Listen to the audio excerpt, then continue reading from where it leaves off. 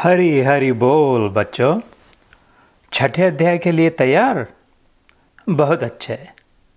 तो ये जो मैंने पिछले 2 अध्यायों में खुद पर, अपने मन पर नियंत्रण यानी काबू करने की बात कही थी, मैं जानता हूँ, एकदम अच्छी तरह से जानता हूँ कि वो आसान नहीं, बहुत ही कठिन बात है। अर्जुन ने भी यही कहा था और मैंने उस बात को पूरी तरह माना भी था और अब भी मानता हूँ। खुद से अपने मन को लगाम लगाना हवा को बहने से रोकने से भी ज़्यादा मुश्किल है। लेकिन मुश्किल का मतलब असंभव नहीं, ये तो तुम मानोगे ना? मुश्किल हाँ, किंतु संभव भी है। अर्थात मन पर नियंत्रण जिसकी भी पक्की इच्छा हो वह कर सकता है। वो कैसे? 2 बातों से। कौन सी 2 बातें? वो है अभ्यास और वैराग्य। अभ्यास यानी बार बार बिना निराश हताश हुए अपने मन को समझाना, जैसे हम किसी छोटे बच्चे को गलती करने पर समझाते हैं, वैसे कि क्या ठीक है और क्या गलत है, किस में हमारा भला है और किस में नुकसान, क्या करना उचित है और क्या उचित नहीं है। इन विचारों का अपने भीतर ही भीतर अभ्यास, सराव। और दूसरी जो बात है वैराग्य, उसका यहाँ अर्थ है बुरी, अनुचित, गलत बातों से, विचारों से, दृश्यों से, संगत से, बर्ताव से हटकर दूर हो जाना। जो भी वस्तु, व्यक्ति, जगह अच्छी नहीं है, हम जानते हैं, वहाँ पर अटक नहीं जाना, वहाँ से तुरंत बाहर निकल आना। तो इन अभ्यास और वैराग्य रूपी 2 शस्त्रों द्वारा हर कोई, अर्जुन भी, तुम भी और अन्य कोई भी, धीरे धीरे खुद ही अपने मन पर काबू कर सकता है। ऐसा ही एक श्लोक मैंने अर्जुन से कहा था, बताओ कौन सा?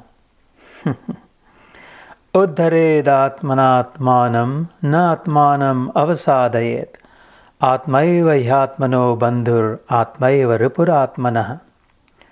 अपने द्वारा अपना संसार समुद्र से उद्धार करे और अपने को अधोगति में न डाले, क्योंकि यह मनुष्य आप ही तो अपना मित्र है और आप ही अपना शत्रु है। और इसी कारण इस अध्याय का नाम आत्मसंयम योग है। खुद ही से खुद पर नियंत्रण प्राप्त करना। इस अध्याय को ध्यान योग इस नाम से भी कहा जाता है, क्योंकि इस मार्ग पर सबसे प्रभावशाली और तुरंत असर करने वाला साधन है ध्यान, जिसकी तुलना में और सब साधना कम पड़ती है। इसलिए मैंने अर्जुन से ध्यान कैसे करे ये इसी अध्याय में साफ साफ स्पष्ट करके बताया है।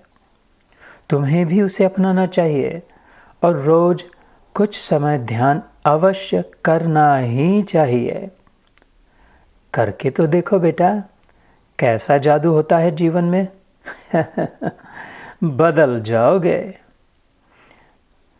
ये सब करने से तुम्हें इतना ज़्यादा आनंद मिलेगा, इतनी शांति और सुरक्षितता अनुभव होगी, बुद्धि में इतना प्रकाश पड़ेगा, सब कुछ इतना जल्दी स्पष्ट और आसानी से समझने लगेगा कि आज तक ऐसा कभी अनुभव किया न हो। और वो सब कभी कम भी नहीं होगा। तो थोड़ा थोड़ा आज ही से क्यों न शुरू करो बच्चों। ध्यान साधना, अभ्यास, वो मन पर संयम करोगे तो सब ओर से तुम्हारी जीत ही जीत होगी। स्कूल में, खेल में, संकट में, परीक्षा में, स्पर्धा में, कठिन प्रसंग में, यहाँ तक कि कभी आवश्यक हो जाए तो युद्ध में भी, जैसे अर्जुन के वक्त वैसे तुम्हारी भी केवल जीत ही होगी, क्योंकि विश्व की सबसे बड़ी जीत तुम पहले ही प्राप्त कर चुके होगे। अपने द्वारा अपने ही मन पर जीत, नियंत्रण, काबू, जगत जीत कहलाओगे। जैसे मैंने उस श्लोक में कहा था। तो फिर और क्या सोचना, देर किस बात की? चलो उठो और चल पड़ो अपने भले के लिए।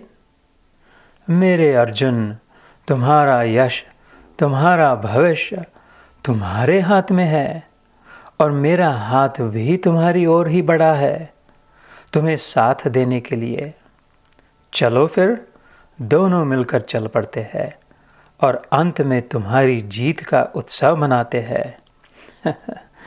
आओ अर्जुन, चलो मेरे साथ इस गीता के साथ।